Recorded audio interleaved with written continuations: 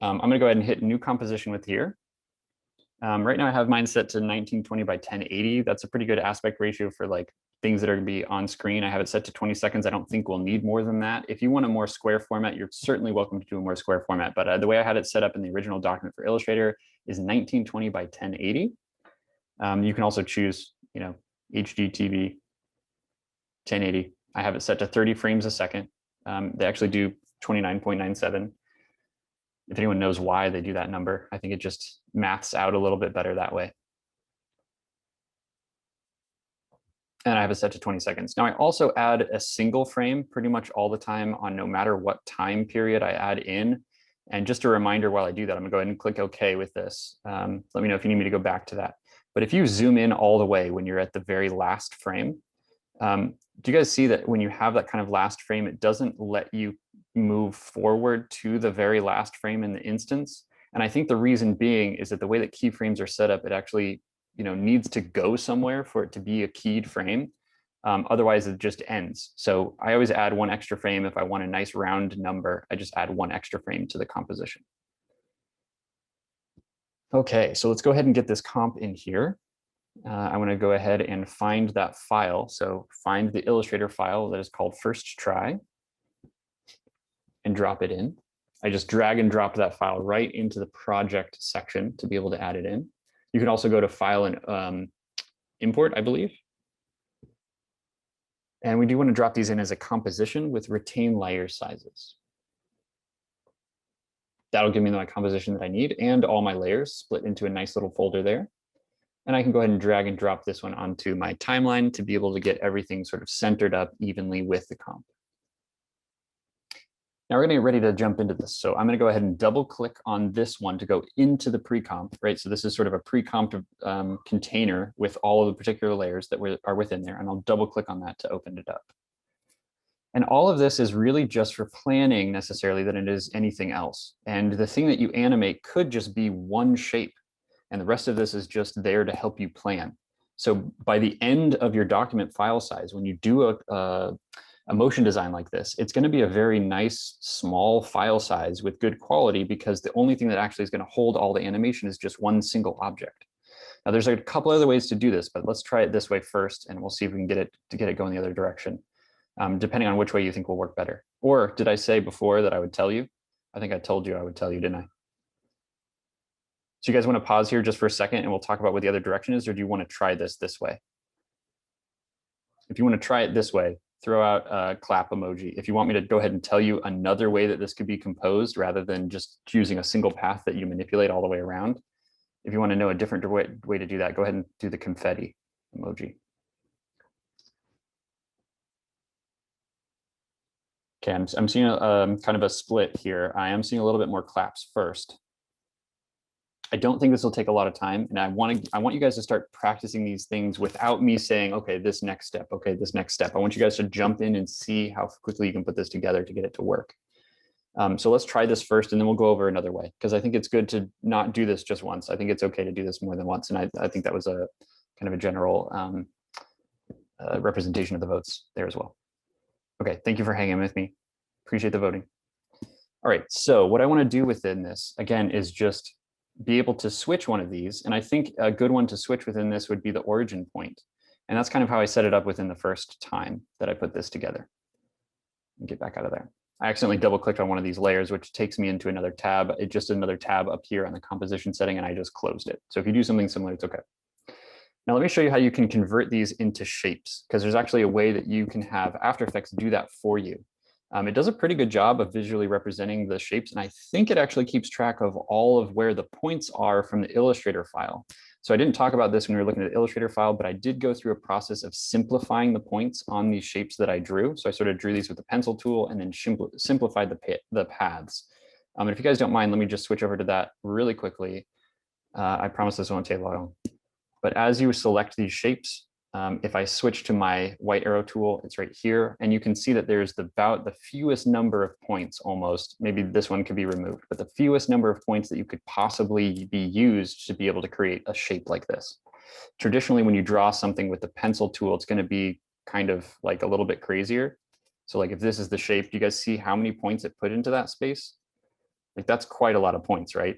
So if this is a way that you draw or detail things, of course you could double click on the pencil tool to make this much smoother. And even if I do that and try and draw a similar thing, it will still have quite a lot of shapes, maybe fewer, but it'll still have a few. There's a way to sort of simplify this motion, right? And that didn't quite draw the bubbles that I liked. So this is a better way to do it, I think. If I go up to the object menu and down to the path section and then over to simplify, there's an additional little window that pops up that allows me to sort of simplify the amount of points on this. And to be able to move this around, you can just sort of click in the gray area here. There's an additional options if you click these little dots. When I do that, I can actually minimize the amount of points that are in that shape to be able to create it. And you can do this multiple times. You do not have to just do this once. It may change the shape of the object just a little bit. Do you guys see that, like kind of changing the shape just in a few places? I'm going to go ahead and click OK and then actually do it again. So if I go again, object, path, and simplify. And I'll open this up. It doesn't do that automatically. Why it doesn't do the simplification? Yeah, like when you draw it with the pencil tool, why doesn't it just like do that automatically? Smallest number of points. Yeah. So it's a combination between a couple different things, and that's a really good question, Alex. The pencil tool is designed to get as close as it can in one direction, right? There's kind of a range or a spectrum here. The more accurate it is, the closer it is going to be a visual representation of exactly the line you drew. And the way that it keeps track of the line that you drew, it actually makes it more accurate by adding more points. Whereas, the smoother it is, it's going to actually flatten some of those things. So I think it's just the way that the tool works. I agree that that's kind of weird. But if you can tell, do you see these little bubbles that I'm putting into like whatever this shape is? It's set all the way to smooth. As soon as I let go, you should see that a lot of those curves are just kind of canceled out. Do you see how I kind of lost some of the character over here within that shape? You know what I'm talking about? Yeah, yeah. So I think the accurate, it's just a little bit, it might be easier even for the computer to do if you do it in more than one step. And you know what? Someday Adobe will make this easier and we won't have to do this extra little step. But yeah, really good question. So you can do this multiple times. You just turn this down. The more times you turn it down, there we go. I got it reduced to maybe just a couple frames or a couple different individual anchor points, which I think is useful. So that's just a good process to be able to simplify some of these things. If you want to plan something that's a kind of fluidic like this, that's one way to do it. Let me switch back over to After Effects here. So as I said, you can actually start these things with, right, I have a kind of a background composition circle and a background. Those are not going to be things that I animate, and they do not need to be converted into shapes. The origin point is probably the one that I do want to convert into a shape. And to do that, actually, I can just right-click the layer. I'm going to go over to the Create section and then choose Create Shapes from Vector Layer. And I'm just going to pause here for a second. I'll let you guys try it. Oops, I said I was going to pause and then I didn't. Right-click, go to the Create menu, and then choose Create Shapes from Vector Layer.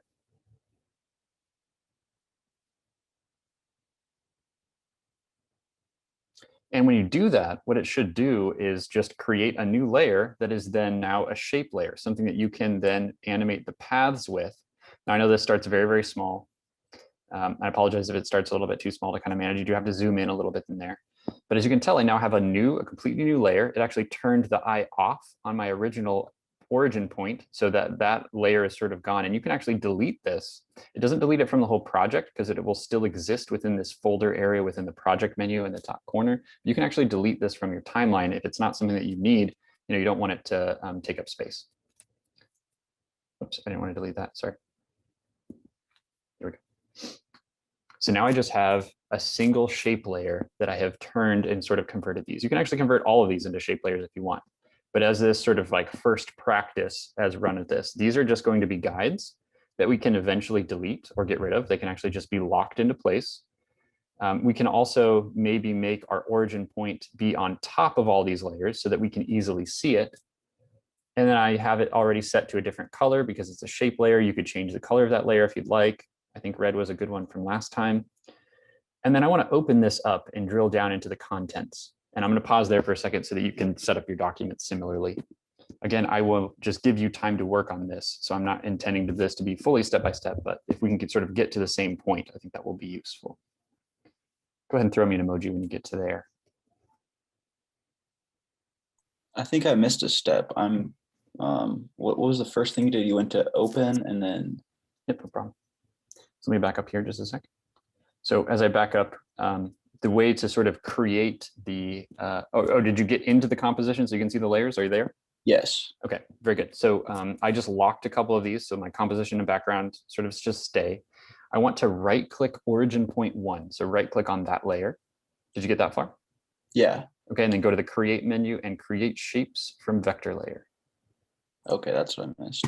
Okay. Yeah, so this actually converts that layer, that actual like illustration that you made in Illustrator, however complex it is, into actual shape layers. And I think it will also keep track of multiple objects within a single layer and a single shape layer. So if you have, multiple pieces, now this is something that can be animated with the paths. So if you guys remember last week on Wednesday, when we excruciatingly kind of like animated little tiny points to be able to create this kind of transition of movement, this is a similar process, but you can do it starting from an Illustrator illustration, which I think is really pretty cool. So now I'm just going to move this layer back up to the top of my layers list so that when I start animating this, and I'm actually going to change the color of it, so it's not this gold color, you'll have the gold color that's kind of these guides for all of the layers that are now below here. And then you can actually do all of the animation just on this single shape layer, which I think is pretty awesome. All right, so I'm going to drill down on here and I want to be able to change the color. And by drill down, I'm just hitting that little open arrow. If yours is closed, it might see contents and transform. Most of the motion that we're going to do in this sense is going to be in the contents section, although we may find some solutions to be able to use rotation or position to also help us, fill in some gaps within our animation to make sure it lines up the way we want it to. But go ahead and open up contents. If you just see group 1, open up group 1. You can drill down so you can see path. We're going to start animating this one. So you can go ahead and hit the clock on the path if you want to. And then let's change the color for the color under fill 1 that is included in there. I don't know if you can hear my son screaming. He's having a good day today. All right, so let's just make this a little bit brighter color or whatever color you want to choose. Any votes for color? You guys want like a nice blue to overlap that gold there? Whatever you'd like to choose for your color to animate with. Maybe a cool purple. This cool calming purple. All right, give me a thumbs up if you got that far. I just want to make sure we're kind of all in the same starting space. Very, very good, guys. Excellent. Now I'm going to sort of step-by-step show you this process of what you need to go through. There is a preference setting that we want to change, and then I'm going to let you guys just take off. Okay, so that's the plan, right? I want you guys to be able to practice this within a speed. I want you to practice this within a sensibility that you're comfortable with working in and see if you can achieve the end goal without following along with me step-by-step. And I hope that seems like a good use of our time. Okay, so let me go ahead and jump in here. What we want to do with this is to start animating it, and sort of I've laid this out in the direction that you want it to go, right? So the original position is where we wanted to start. This is going to be the anticipation here. This is what this one says is anticipation. We actually want it to squish down first before it jumps up, right? I hope that makes sense with our kind of principle of anticipation. That's something that we want to include. So I'm going to animate this on the path. So go ahead and find the path. If you don't want to see everything else, what you can do is close it and then just hit the letter U. If you've hit the stopwatch already, it will only open that one path. And so that's a good way to sort of keep your layers organized. The letter U will just single press the letter U will open up anything that you have added keyframes to. So the next thing, and again, I apologize that this starts off so small, but I think it's kind of a fun, potential transition, practice within making things move around the screen. Again, I've set this up so that it's all kind of layered for you. So our first anticipation position is this squished object. And if you select it, you can sort of see where that is. If you also want to convert these to see where the points are, that's also something that can be done, right? So if I right click on this and hit create and create shapes from vector layer, here's a new layer that is the position that I want to follow. And if I drill down on the paths, you should be able to see that it also has points that are sort of visually represented there. So if you're not sure on this kind of design direction of how those points should be formed, you can do that. What I'm asking you to do as you go through this is to essentially create these one frame at a time, right? So I'm going to, this is the point that I'm starting in, I'm animating path, and it's don't worry about timing. It's just getting the different positions filled out within the space of your particular design here. So I know that I'm going to go maybe about a second ahead of time, doesn't really matter how far. but I know that one of my keyed positions, right, one of the planned poses that I wanted to have in this particular animation needs to include this kind of squish right here. So I'm going to go ahead and move forward away from my original keyframe point so that something animates. I'm going to go ahead and move to like about 1 second. I'll switch to either my pen tool to move this around or your pencil or your selection tool to be able to select the points and move them around. Either or both of those will work. In my case, sometimes I have to like click on it a couple times to be able to animate those paths. And now I can start moving those paths around. So I'm just going to move them to the position of where they need to go. Basically, the one that's on the bottom is probably not going to move very much. The ones on the side and the top will move the most. And can you see this in the color? Is that kind of difficult to see? Was red a little bit easier to see? I think I'll do red because I think that was a little bit better last time. I maybe need to extend the handlebars a little bit to be able to get this to line up the way I want it to, so that it kind of squishes out. I'll extend these handlebars in that direction as well.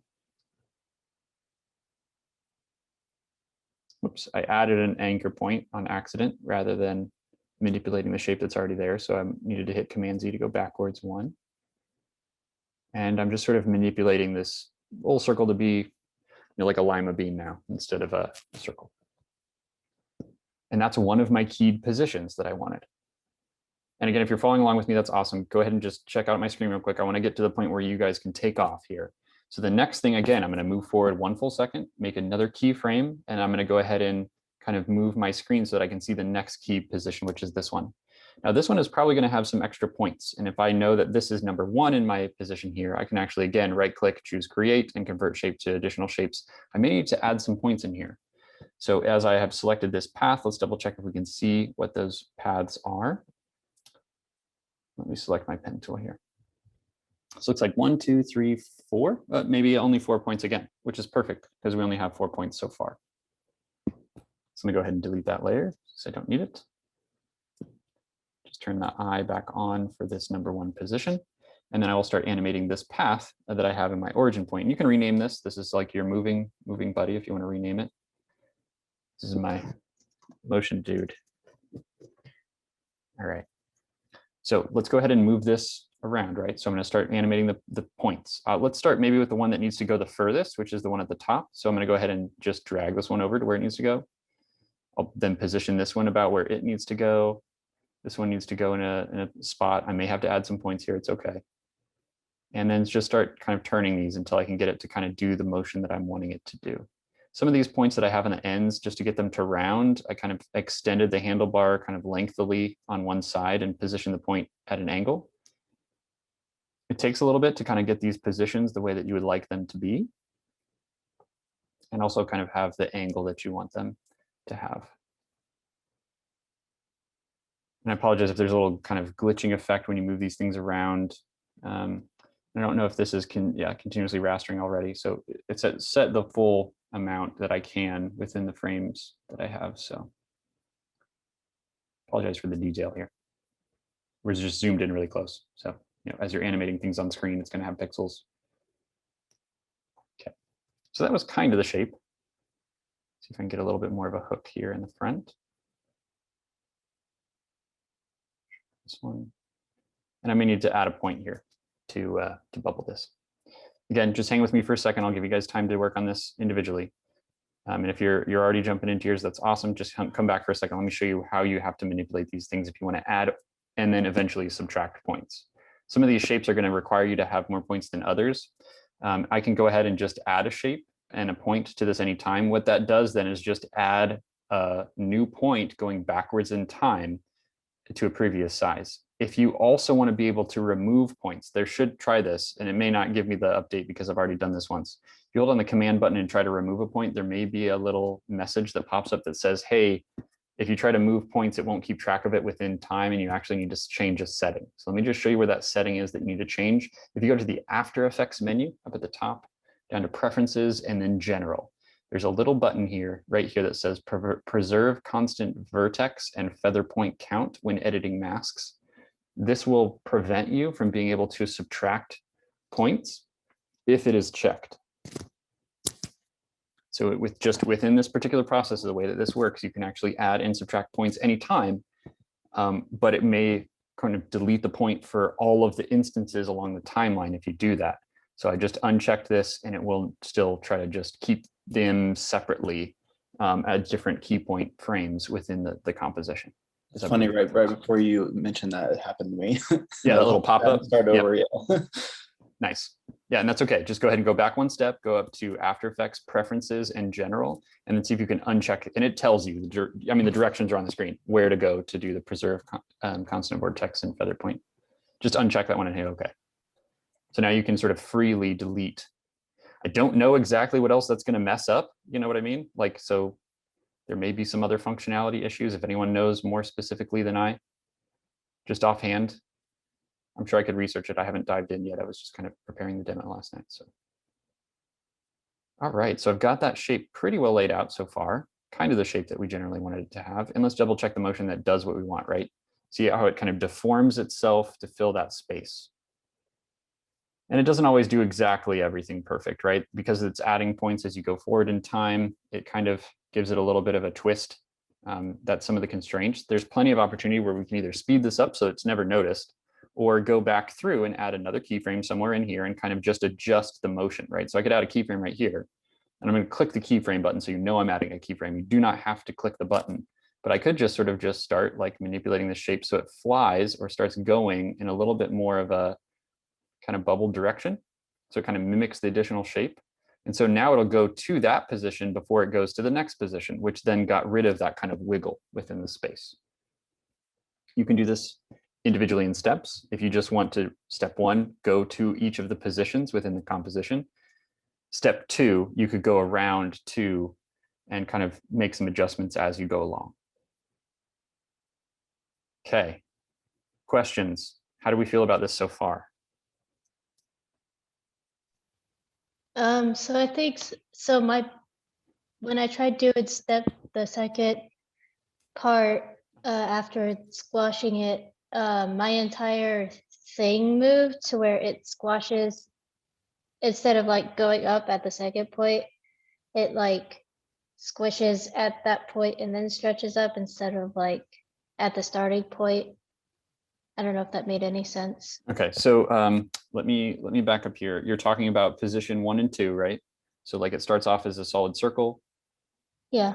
And then becomes kind of this squished. Yeah, circle. and then when it's moving into position 3, it's supposed to go like up. Uh-huh.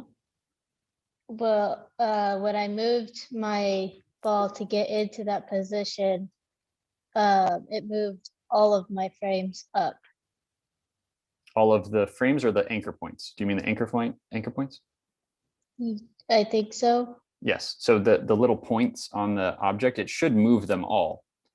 If you can tell, it seems like some of mine are moving less than others. It's because of the anchor points that I chose. And this may help answer your question. I think this is a really good question, actually.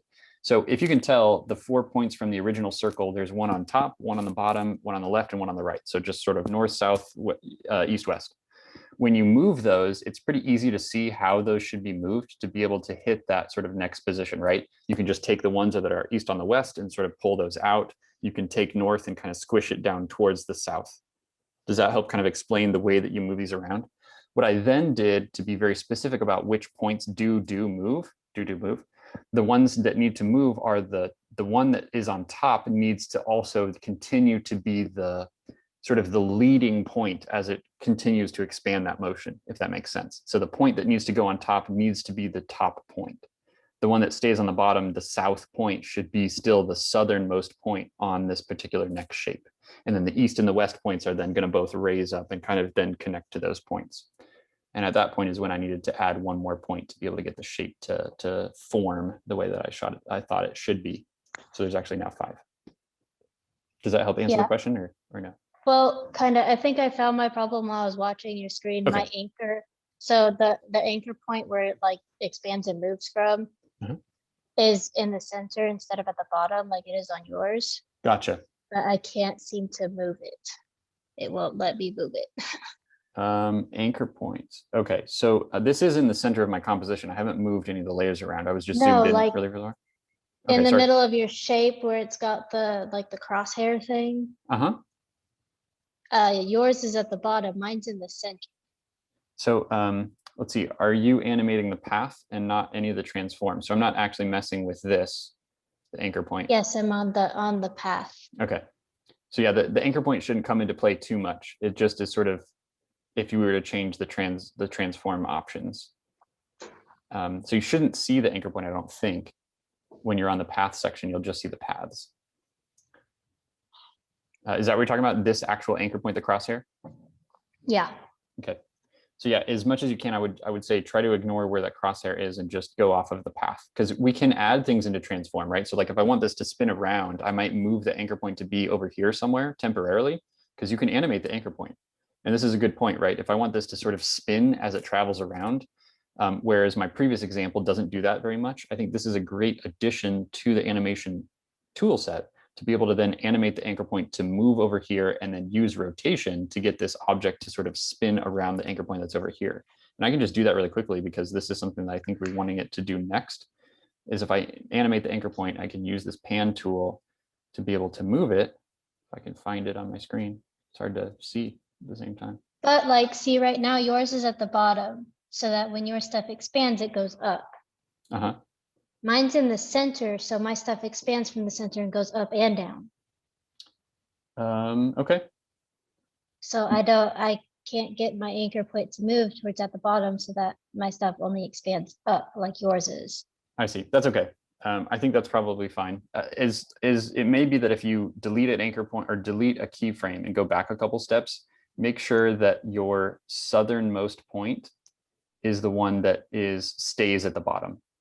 So it may be that if you're sort of like taking the bottom point and moving it to the top, it's going to do this kind of holistic flip thing. Is that what's going on? It's kind of doing this flip within the motion at all? No, it's that crosshair is just in the middle of my shape. Okay.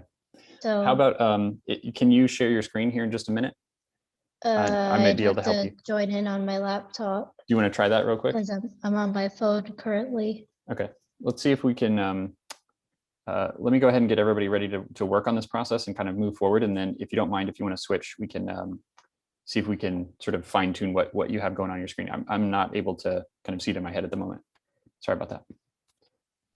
Okay, so does everyone feel like they're comfortable within this distance, right? To be able to start adding in these keyframes. The next step in this process is going to be going ahead and jumping in, right? I want you to take the time and the kind of practice for yourselves. You have the plan. I made the plan for you already. I want you to go ahead and follow that plan along as best you can to problem solve, trying to get it to do the motion, okay? If you can get it to go all the way around, right? All the way around the circle to go kind of back to the starting position, that's where we want to be before we start the next sort of steps of fine tuning this. Don't worry about timing too much. I think if you worry about timing too much, it's going to make you go too slow. And I think you can do this really, really successfully in multiple steps, right? So just try to get the framing down, right? You're just following your poses, get your keyframes into position. Then we'll fine tune the motion, add some details, add motion blur, adjust the timing, etc. Yes, Jasmine, did you have a question? Yeah. When you're trying to make the form, like when you go from the squishing to the when it stretches. Yeah.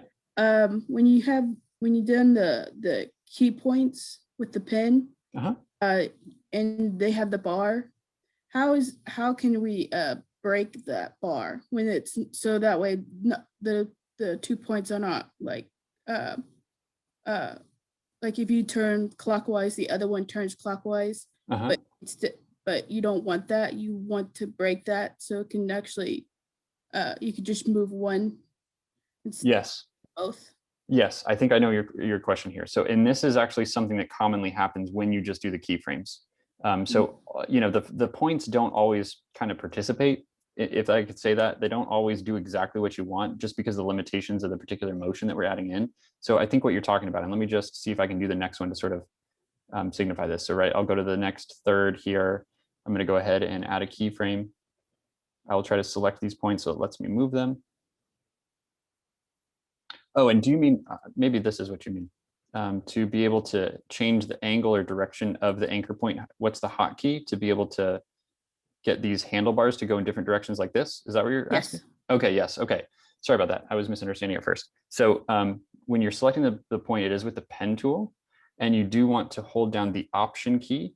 And when you hold on the Option key and hover over any of these points, you can reconnect it by clicking and dragging on the point. So there they're connected. If I then let go, again, I'm still just holding down Option key with the pen tool. It gives you this kind of chevron looking tool, this, I don't know, arrow kind of line. You can then also click and drag on the handlebars to be able to break them. Is that for Mac or PC? Because I don't know what button is. Alt, do you have an Alt key? I think it's the Alt key for Yes. PC. Okay, so it should be Alt. Okay. And double check for me if you don't mind. You can click and drag on a point to get them to reconnect, click and drag on a handlebar, you know, with the pen tool selected while you're holding down Alt to get that to break. Yeah, it breaks when I hold it. Perfect, awesome. Excellent question. All right, thank you. Thank you. Okay, so what I'm going to go ahead and do, guys, here, and I'm going to stop the share. I'm going to pause the recording here, part of it. So I've actually gone through in a couple places with this, and I'm not all the way through mine, right? I'm a little bit slower. I'm trying to do some adjustments. I think the biggest jump that I saw is sort of once you get into the bigger swing here, right? And I think there's an opportunity where we could use some position or rotation to be able to manipulate it in this sense. So sort of like one way to do this, sort of like one process way, is something that I've done earlier on here. I've gone through my two positions. If you can tell, here's, you know, position, what is that, 2 or 3, and then position 4 is over here. But I've gone through and added just 2 frames where I sort of backed up a little bit and said, okay, it's not looking the way that I want it to. If I want it to sort of swing out a little bit more, I can, again, just do it all with the path. You don't have to change tools. You don't have to think about it differently. Just go ahead and switch, and I can just kind of readjust these so that it is exactly in the place where I want it to be for that particular frame, right? So like now it will go from here to here rather than all the way across in kind of a straighter line, right? We want it to sort of hook around this circle here. So now I notice again, it was sort of starting to flip or break around here. And this might be a good place where I can kind of go, okay, let's give it just a little bit more motion on this side. And again, just go back through fine tuning.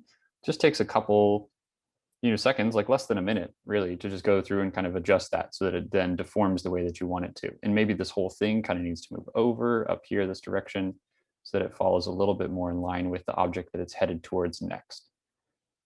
And that looks better, I think. So this gives it a much more of a fluidic feel rather than just some object that's moving. So sort of option 1, you could go through, add in those individual paths. Okay. So on option 2, and this may work differently for different positions here. If you guys can tell, again, I've gone through, I've added an extra little piece here. It was sort of starting to flip in a way that I didn't want it to. I want it to sort of look like it's speeding up a little bit so that the object itself is getting a little bit longer. But right here, there's a pretty big break, right? Where it's kind of not really following that circle at all. It's just kind of doing its different, you know, going from position A, where the points are, to position B. And I really want it to hook a little bit. So what I could do here is if I open up the transform properties down here in the bottom, my anchor point is set up in the center. So like we have not done any motion, any animation off of the anchor point. It's still in the center of my composition, which means I could potentially start animating rotation at this point when I want it to go between these two positions and actually go through and just add a little bit of a rotation to it so that when it goes to this position, maybe it overshoots a little bit, but maybe there's a little bit of opportunity where I can get it to swing slightly. And if I get this set up correctly, maybe it needs to be negative. I don't really know, but there may be an opportunity for me to use some of the transform options within this. Now, if that's too much, you don't have to do it that way, right? And there may actually be an opportunity to think about this completely differently. So let me also pause here just for a second. So far we've been animating just with the path, right? We've actually been pushing the path around the position of where we want it to go. What if instead of animating the path, which you have all just done or been working on, I just thought of this. What if instead all I do is change the path and then only use the anchor point to get it to move? So instead of moving the paths around the shape of the circle, we just animated the paths that deformed themselves.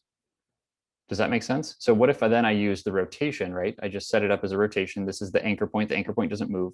I just go from A to B doing one full circle. This is just theoretical at this point, but I'm hoping this makes sense. I do one full rotation all the way around so that in that time it goes all the way around itself. Do you guys see the opportunity here? So that instead of using the position of the paths, we just use the paths to create the sort of like liquid looking kind of like deformity, and then use the rotation itself around that single anchor point to show the kind of change in direction, or a combination of the two. Honestly, that kind of looks good with both. Isn't there a way to get an object to move on a path too? There is, yes. Would So that I even mean, work here? sorry? Would that even work here? I don't know. So the path animation actually does need to be an object on a path. So Okay. like the circle layer is one that we could animate on path because it is a full circle, right? And we just sort of tell it to only show a certain amount of the line. That's essentially how animate on path works. So that's a good suggestion. I don't know that it'll quite work here because it's sort of set up as kind of deformed object within the path, but that was a good idea. But do you guys see the opportunity to be able to use scale here, or I'm sorry, rotation, to be able to add some motion? So there may be a combination or a process that you can add these things in a combination to be able to get them to work. Maybe I just want to simplify it for myself for now, in which case I can, again, just go through and say, okay, well, it breaks about here. It's going straight for the direction that I want it to go in. Just add a couple frames in between with my pen tool on the path still. Select path 1. I can just get this to kind of deform the way I want. This is maybe a little bit more tedious, and I think you guys could see that it is more tedious, but it also gives you a lot more control to just put it exactly where you want it to be for sort of the whole movement.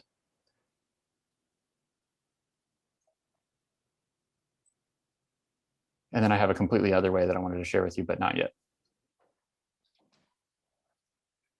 So which of those options do you think sounds better to pursue for this particular project? I don't know. Should we vote? I think the like the rotation one's good. It's kind of hard for me to wrap my brain around how that would work. Yeah. But Yeah, it's definitely a little bit more, it might need to be planned differently too. You know what I mean?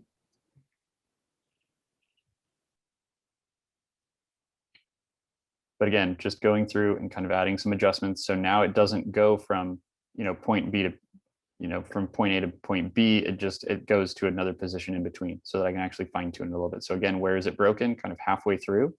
And then where did you want it to be, right? I kind of want this to be further down. So I'm just going to move some of these points further down. So if I could suggest as a process, if we're just looking at the traditional way that I was planning this demo the first time, rather than new ideas, you can just manipulate one of these at a time, kind of go about halfway to the motion that you want it to go in, and then add in that extra little adjustment to the frames in between. And to be honest, this gives you more control. It is more tedious. It's not as like, it's not a 2-minute tutorial. Gives it a little bit more personality. Hopefully that's a good thing. And then just test it, right? I'm going to back it up. That looks much more fluid, I think, and going around the direction that I wanted it to go in. And then again, I could do that again here. This one needs some help. I didn't even finish lining it up, but okay, I'm going to go ahead and pause the recording there. Recording here. The next step in the process after you've done this sort of adjustment is to then, what I would suggest doing is make a copy of this. Like, this is my motion dude. I'm going to just go ahead and select that. And I can duplicate or Command C, Command V, or Control C, Control V on a PC. Once I have a copy, I can just hide one of them. So I can always go backwards if I need to. But what I would suggest doing is then working on the timing, right? Is this slower in some places than it should be?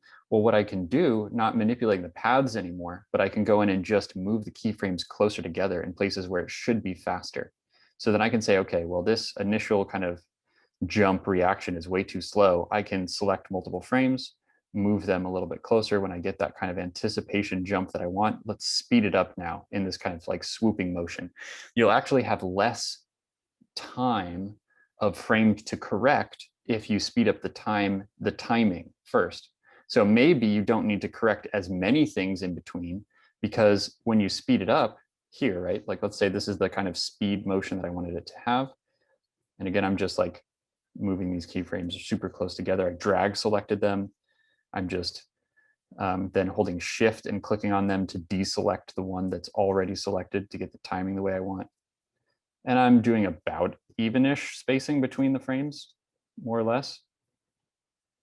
And they can all be adjusted individually. I just wanted to show you kind of the process of getting this timing a little bit more fine-tuned here. And so it's going to be, and I apologize, my last frame is still super junk, but let me just delete that one for a minute. Let me go ahead and shorten my workflow here, if I can click on the right part. And then I'll go ahead and hit spacebar, and you should be able to see it go kind of faster. So even still, that may be too slow. That's way too slow for me. That needs to be way faster. So again, the timing is going to kind of give you a little bit more of an opportunity to be kind of funly expressive. I can zoom in, so I've got a little bit more space between my frames, right? To sort of get a little bit closer with the timing. And this again will make it seem like it's sort of swims in a much faster paced way. See how this looks.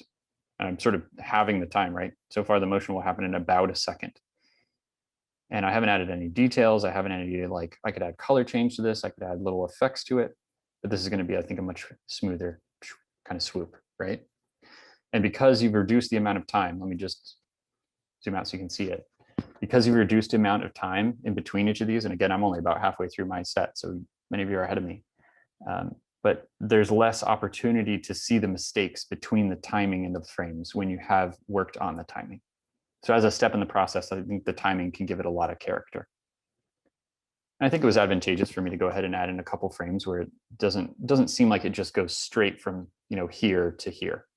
I think that was kind of the motion that was standing out the most to me that wasn't quite working the way we wanted it to. Okay, I'm going to go ahead and stop recording there.